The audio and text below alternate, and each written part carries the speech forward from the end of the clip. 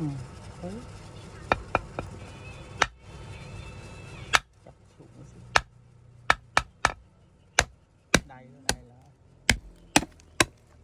โอ้ว้าวเป็นอะไรดี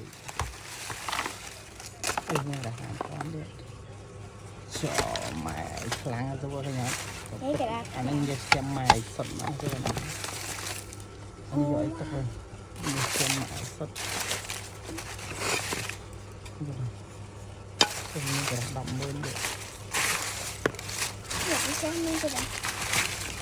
ซัมโป้ ดำมืดมันอะไรนี่